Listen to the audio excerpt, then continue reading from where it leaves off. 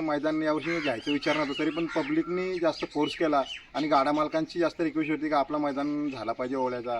तर त्याच्यामुळं आम्ही हा मैदान घेतला. मग तसंच त्यावरती सर्व नामांकित नंदी येणार आहेत आपल्याकडे.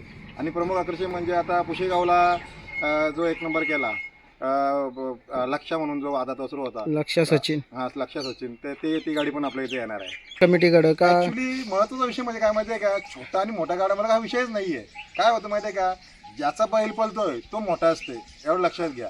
कोणी पैशावाला किती असू दे, त्याचा बैल नाही पळला तर तो काय मोठा नाही, तो माणूस बाबा तो गाडा मला छोटाच आहे. तुम्ही लक्षात घ्या, त्याचा बैल पळतो ना तो गाडा मला मोठा आहे. आणि काय होतंय, आज माझा बैल पळतोय तर मित्रांनो, आज आपण पोहोचलोय ओवले फाटीला, जो 22 फेब्रुवारीला मुंबईचा एकदम टॉपचा मैदान असतो ओवले फाटी. ज्या मैदानाची सगळे गाडा मालक आहेत ना पूर्ण वर्षभर वाट बघत असतात का ओवले फाटी कधी असते. तो दिवस आहे 22 फेब्रुवारी 2026. आणि ही ती फाटी आहे. नेहमीच्या सारखाच गेल्या वर्षी जो नियोजन होतं ना, त्याच्या आधीच्या वर्षी कसं होतं, इकडनं गाडी त्या साईडला सोडत आणि आता त्या ब्रिजच्या इकडनं गाडी या साईडला सोडणार आहेत. म्हणजे आता तुम्हाला पूर्ण पाटी दाखवतो आणि त्याच्यानंतर पाटीचे जे आयोजक आहेत ना, जे सर्व नियोजन करतात पाटीचे, ते इथे पोचतात. त्यांना कॉल केलेला, तर ते आल्यावर आपण त्यांच्याकडून इन्फॉर्मेशन घेऊ. तर तुम्हाला सध्या पाटी दाखवतो या. तर चला मित्रांनो, आता आपण पाटी बघूया. बॅरिगेट लावले नाही आहेत कारण का उद्या नाहीतर आज संध्याकाळी काम कंप्लीट चालू करतील ते. तर बघा, पाटी एकदम कडक आहे आणि पाणी वगैरे मारून एकदम कडक बनवले. दोन पण नाही जास्त उडणार कारण का पाण्याचा फ्लो जास्त दिला त्यांनी. 2 दिवस झाले पाणी मारतात, थोडा हवेचा आवाज येत असेल. तर मित्रांनो, या साईडून आहे ना, जो आपला तुम्हाला दाखवतो हा ब्रिज आहे ना, त्या साईडून कदाचित सुट्टी असेल कारण का देवदगड पलीकडच्या साईडला आहे. ते खाडीचा भाग आहे ना, त्या साईडला देवदगड आहे, म्हणजे नक्कीच या साईडून सुट्टी असेल. आणि पाटी एकदम चांगली आहे, बॅरिकेड वगैरे लावून होईल एकदम क्लीन. पाणी मारून वगैरे ठेवलं त्यांनी. बघ, कुठेच असं मोठा खाडा नाही, काय नाही, एकदम कडक आहे. आणि ओवल्याचा मैदान म्हणजे ज्या मैदानाबद्दल काही जास्त सांगायची गरज लागत नाही. मुंबईचा प्रमुख मैदान, त्याच्यामध्ये एक मैदान आहे तो ओवले मैदान. हाच तो मैदान जो 22 तारखेला तुम्हाला पाहायला मिळणार आहे. मोठमोठे टॉपचे नंदी असतील. मी ऐकून आहे का बाकासूर येणार आहे. आता नक्की येणार आहे का नाही ते तुम्हाला 22 तारखेला बघायला भेटेल. आणि मोठ्या मोठ्या शर्यती होणार, यात काही शंकाच नाही. तर आपल्यासोबत आहे जॅकी सर्वेश भाई. मला नको घेऊ बोलते बघ, लाजतो. तर जाऊया आता मैदानाचे जे आयोजक आहेत ना, त्यांची थोडी भेट घेऊया आणि त्यांच्याकडून थोडी इन्फॉर्मेशन घेऊ. आणि व्हिडिओ पूर्ण बघा मित्रांनो. आणि पूर्ण व्हिडिओसाठी तुम्हाला 22 तारखेला पण दिसेन मी. आणि जर कोणत्या नंदीची छोट्या गाडा मालकांना वाटत असेल ना का आपल्या नंदीची मुलाखत घ्यावा, तर मी स्क्रीनवर नंबर देतो माझा. नंबरला कॉन्टॅक्ट करा आणि 100% आपल्या नंदीची मुलाखत घेतली जाईल. गाडा मालक छोटा असो नाही तर मोठा असो, गाडा मालक असतो. प्रत्येकाला आपल्या नंदीचा अभिमान असतो. तर व्हिडिओ पूर्ण बघा मित्रांनो, चॅनलला सबस्क्राईब करा. तर मित्रांनो, आज आपण पोचलो आहे जो ओवले मैदान असतो, स्वर्गीय विश्वनाथ शेठ मुंगाजी पब्लिक डिमांड मैदान. ज्या मैदानाची पूर्ण गाडा मालक आहेत ना वर्षभर वाट बघत असतात. आणि जो शिस्तीचा मैदान म्हटलं जातं ज्या मैदानाला, तोच ओवले मैदानाचे पूर्ण आयोजन आणि त्यांची टीम आहे आपल्यासमोर. त्यांच्याशी बोलून घेऊया. किती तारखेला हा मैदान असेल? आपला हा मैदान आपण 22 तारखेला रविवारी घेतलेला आहे. आणि यावर्षीचा हा आपला पहिलाच मैदान आहे. काही कारणास्तव आम्ही मैदान जरा उशिरा फोडला यावर्षी. तर बघूया, दरवर्षीप्रमाणे यावर्षी मैदानाचं आयोजन चांगल्या पद्धतीने करण्याचा प्रयत्न करणार आहोत. तर दादा, तुमचं नाव सांगा पहिल्यांदा. नमस्कार, मी रुपेश विश्वनाथ मुंगाजी, ओवले पनवेल, ओवले मैदान आयोजक आणि माझी पूर्ण टीम. तर दादा, गेल्या वर्षीचं पण मैदान बघितलेलं आम्ही, एकदम टॉपचं नियोजन आणि शिस्त बोलले ना तर आम्ही मुंबईमधले जेवढे मैदान बघतो ना, ओवले मैदानाला शिस्त वेगळीच असते. याबद्दल काय सांगाल? शिस्त म्हटल्यावर जी मेहनत आहे ती महत्त्वाची आहे. कारण याच्यामध्ये आमची जी टीम आहे त्यांची जी मेहनत आहे त्या मेहनतीमुळेच आम्ही ते शिस्तीचं मैदान करण्याचा प्रयत्न करतो. कारण काय माहिती आहे का, टीमवर्क असेल तर कुठलाही कार्यक्रम किंवा कुठलाही कार्य असू काही असू दे ते अजून सोपं होतं टीमवर्क. नक्कीच दादा, टीमवर्कमुळे सक्सेस हा भेटतोच. पण आता त्याच्या गेल्या वर्षीच्या मैदानात बघितलं ना, कदाचित 2024ची त्या साईडून आपली सुट्टी होती. हां सुट्टी गेली. हां, तर थोडी यावेळेला कसं वेगळं पण असेल. नाही, आता गेल्या वेळेला एकच मैदान आम्ही मागच्या वर्षी इकडनं तिकडे केलं हां, होतं. सोडलं. कारण त्याचं कारण असं होतं की तिकडे जागा जरा जास्त आली होती. पण गेल्या वर्षी त्या मैदानाला गाड्या एवढ्या आल्या होत्या का आम्हालाच म्हणजे आम्ही जास्त नियोजन करणाऱ्यांनाच आम्हाला त्रास झाला त्या गोष्टीचा. तर यावर्षी परत मैदान आम्ही होता त्या पद्धतीने केलेलं आहे. आणि याच्यामध्ये महत्त्वाचं म्हणजे आम्ही ते पूर्ण गावाचा सहकार्य असतो. हा मैदान आम्ही स्वतःहून घ्यावं अशा आमची इच्छा कमी आणि पब्लिकची जास्त डिमांड असते का हा ओल्याचं मैदान झाला पाहिजे. म्हणजे तुम्हाला पूर्ण ग्रामस्थांचं सहकार्य जास्त असतो. नाही, ग्रामस्थ 100%, कारण पूर्ण ग्रामस्थ सहकार्य आहे त्याच्यामुळे हा मैदान होतो. नाही तर ग्रामस्थांशिवाय हा मैदान आमचं होऊ शकत नाही. तर दादा, आता जो तुम्ही 22 तारखेला मैदान घेतलाय, तो 22 तारखेला घेण्यामागचं कारण काय असेल आणि आयोजन कसं असेल? ॲक्च्युली आम्ही मैदानची तारीख वगैरे अलाउन्स केली 1 महिन्या अगोदरच केली होती. आणि तारीख अलाउन्स केल्यानंतर परमिशनला पेपर वगैरे टाकले. परमिशन बरं म्हणजे बहुतेक 90% झाली होती परमिशन. आणि त्याच्यानंतर अचानक आमच्या गावाचा जो मंदिर आहे विठ्ठल रखुमाई मंदिर, त्याची प्राणप्रतिष्ठेचा कार्यक्रमाची तारीख पण 22च आली. आणि हा आता आजपासूनच म्हणला तुम्ही म्हणलात तर तुम्ही 4 दिवस आता तो आमच्या गावामध्ये सप्त्यासारखा कार्यक्रम असणार आहे त्याच्यामध्ये. तर ग्रामस्थांनी मला बोलले की आपली तारीख पुढे ढकलता येईल का. तर पेपरवर्क कंप्लीट झाल्यामुळे आणि परमिशनला बहुतेक ऑलमोस्ट परमिशन कंप्लीट झाली होती. 90% परमिशन कंप्लीट झाली होती. त्याच्यामुळे मी आमच्या गावातल्या मंडळींना आम्ही रिक्वेस्ट केली का त्या दिवशीच मैदान आपल्याला घ्यायला लागेल. कारण मग एवढा परत आपण केलेला सगळी मेहनत व्यस्त जाते आणि पैसे पण व्यस्त फुकट जाते. तर त्याच्यामुळं गाववाल्यांनी पण आम्हाला चांगला प्रतिसाद दिला. त्यांनी म्हटलं होऊ दे मैदान, पण फक्त मैदान ज्या दिवशी आहे 22 तारखेला त्या दिवशी आमच्या विठ्ठल रखुमाई मंदिराची प्राणप्रतिष्ठा आहे. आणि हा 4 दिवस पूर्ण आमच्या गावामध्ये पूर्ण नॉनव्हेज बंद असणार आहे. कुठलाही मांसाहारी पदार्थ आमच्या गावामध्ये चालणार नाही. त्याच्यामुळे जेणेकरून सर्व स्टॉलवाले जे छोटे धंदेवाले आहेत आपले त्यांना खास त्यांच्यासाठी हे बाईट आहे. कारण त्यांनी फक्त लक्षात घ्या, फक्त व्हेजचे जेवढे आयटम आहेत तुम्ही कितीही लावा, नॉनव्हेज कुठलाही चालणार नाही अड्ड्यामध्ये. आणि तो तसा स्टॉल जर कोणी लावला तर तो आम्ही बंद करू. कारण आमच्या गावामध्ये हा विठ्ठल रखुमाईचा जी स्थापना आहे ही आमच्या गावाचा महत्त्वाचा हे आहे, उत्सवच आहे म्हटलं तरी चालेल तुम्हाला. तर नक्कीच सर्वांना यांना आयोजकांकडून एक विनंती केली जाते का जेवढे पण धंदेवाले असतील त्यांनी शक्यतो जेवढं होईल तेवढं व्हेजचा आपलं जे आयटम असतील ते व्हेज बनवा. कारण का नॉनव्हेज आपला मंदिराची प्राणप्रतिष्ठान 16 असल्यामुळे गावामध्ये पूर्ण 4 दिवस नॉनव्हेज बंद आहे. त्याच्यामुळे तुम्ही पण या गोष्टीची काळजी घ्या आणि आयोजकांना नक्कीच सहकार्य करा.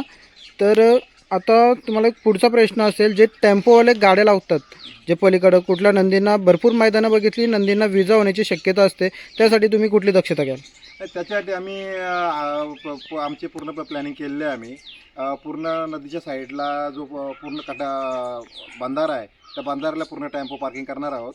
आणि इकडे समोरच्या बाजूला कुठलाही आम्ही पार्किंगला सोर्स ठेवलेला नाही. आणि ज्या बाहेरच्या आपल्या 4 व्हीलर गाड्या येतील त्यांना पण पार्किंग आम्ही त्या साईडला ठेवलं. मैदानामध्ये कुठलीच 4 व्हीलर आम्ही घेणार नाही आहोत त्याच्यासाठी. कारण काय होतं, जास्त त्या बाहेरच्या आपल्या 4 व्हीलर येतात त्याच्यामुळं मग बैल बांधायला वगैरे पण अडचण होतो आणि सगळ्याच गोष्टी.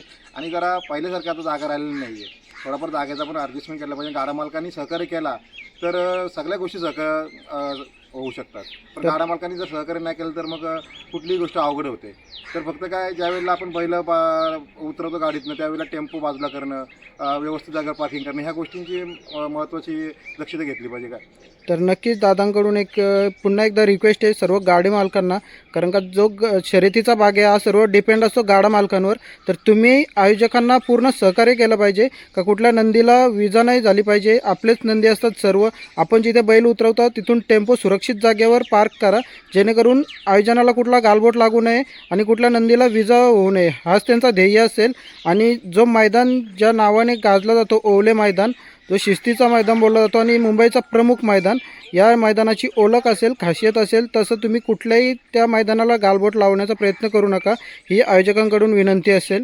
तर आणखी दादा तुम्हाला दुसरा एक प्रश्न असेल का बक्षीस कुठल्या स्वरूपात असेल, मोठी बक्षीस काय असेल? Actually, खरं सांगायचं तर जरा आमच्या गावामध्ये कार्यक्रम असल्यामुळे आहे ना, मैदानाकडे आम्हाला पण जरा अरेंज करायला किंवा या सगळ्या गोष्टी करायला आम्हाला जास्त वेळ नाही मिळाला यावेळेला. पण तरी पण सायकल 2 सायकल आहेत, 5 ट्रॉफ्या आहेत मोठ्या शर्यतींसाठी.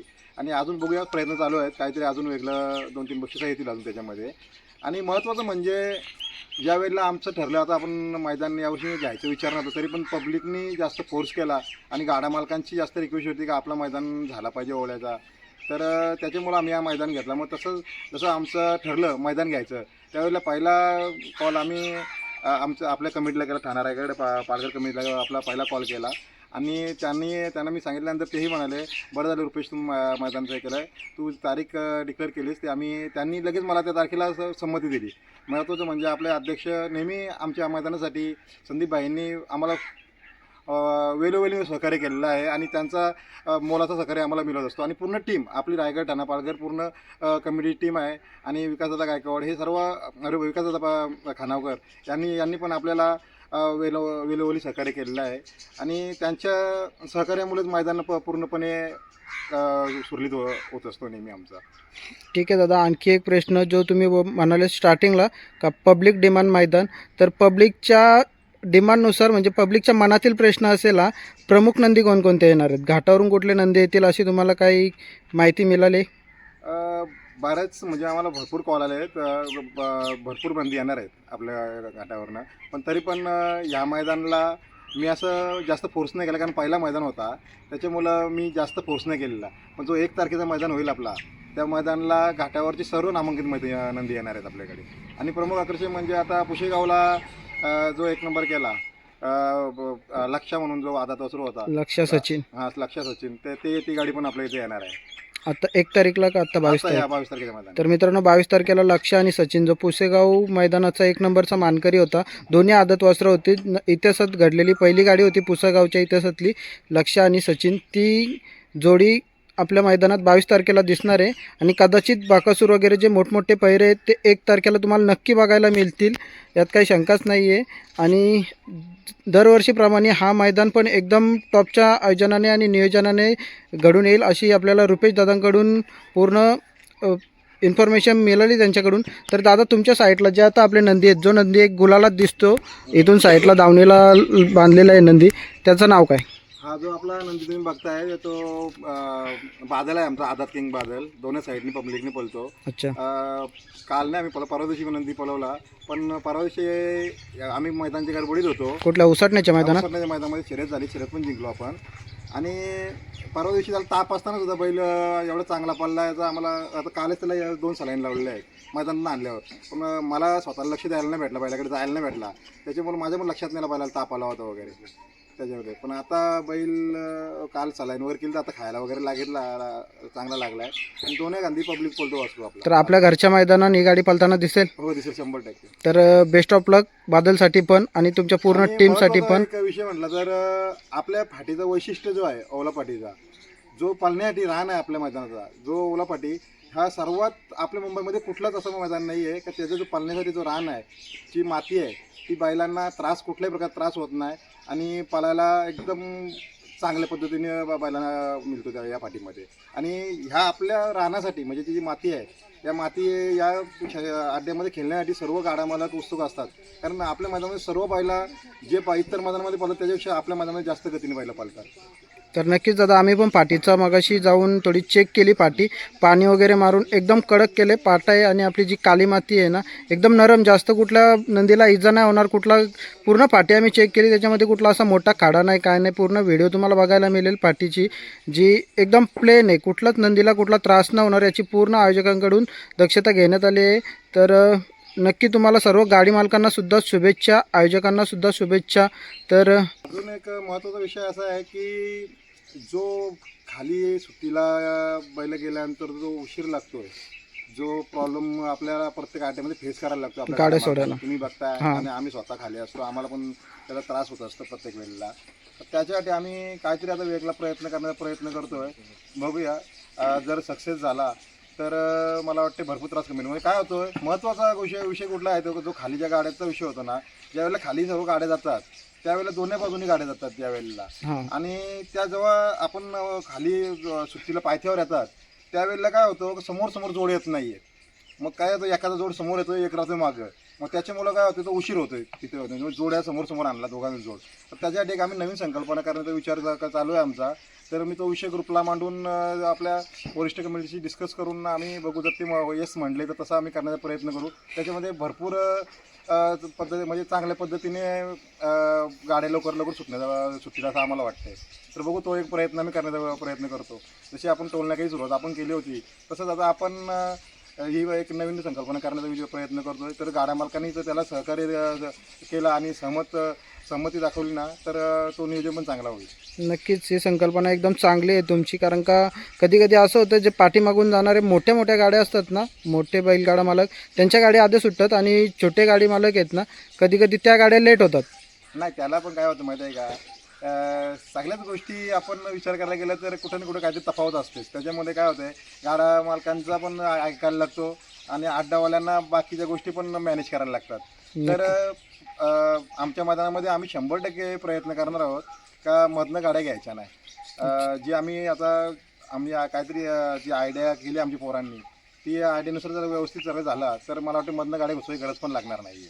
कारण तशी आम्ही त्याची ती सिस्टीम खाली करणार आहोत. पण याच्या ती एक गोष्ट सर्वांनी लक्षात घ्या की आम्ही ज्या गाड्या ज्या मधनं घुसतात त्या गाड्या आमच्या मैदानामध्ये एकही मधनं घुसणार नाही आहेत. ज्या जशा शर्यती जमतील त्या नंबर वाईज शर्यत सुटतील, कोणालाही प्राधान्य भेटणार नाही आपल्या मैदानामध्ये. काय होतं, आता कालचाच विषय, आमची गाडी पुसद मैदानामध्ये गेली होती आणि नंतर बिंजोरच्या गाड्या चालू झाल्या, तर नंतर त्या सगळ्या मधनं गाड्या यायला लागल्या आणि आमची गाडी पाठीमागे झाली. नक्कीच भरपूर ठिकाणी ही गोष्ट बघायला मिळाली. आम्ही पण नोटीस करतो ही गोष्ट, का पाठीमागचे छोटे नंदी आहेत ना, आपले छोटे गाडी मालक, त्यांचे कंप्लेंट असतात कमिटीकडे का. ऍक्च्युली महत्वाचा विषय म्हणजे काय माहिती आहे का, छोटा आणि मोठा गाड्या मालक हा विषयच नाहीये. काय होतं माहिती आहे का, ज्याचा बैल पळतोय तो मोठा असते, एवढं लक्षात घ्या. कोणी पैशावाला किती वेळ असू दे, त्याचा बैल नाही पळला तर तो काय मोठा नाही, तो माणूस बाबा, तो गाडा मालक छोटाच आहे.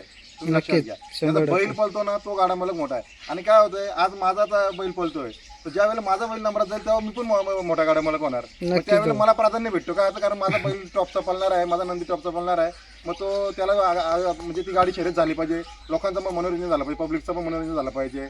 आणि सगळ्या गोष्टींचा विचार करूनच त्या मैदानवाले पण गोष्टी करत असतात. नक्कीच दादा, कारण का ही गोष्ट आहे ना, आम्ही चिंचोलीच्या मैदानात नोटीस केलेली का जो समालोचक आहेत ना, भरपूर वेळेला 1-2दा नाही तर 4-5-7 वेळेला बोलले तरी चालेल, वारंवार अलाउन्स करत होते का जे गाडी मालक आधी दुपारी गेलेले त्यांना सुटायला बहुतेक संध्याकाळ झाली, त्यांच्यामुळे ते वारंवार येऊन कंप्लेंट करत नाही. एवढे समालोचक अलाउन्स करत तरी पण या गोष्टीची तिथे दखल जरा घेतली, पण लेट घेतली.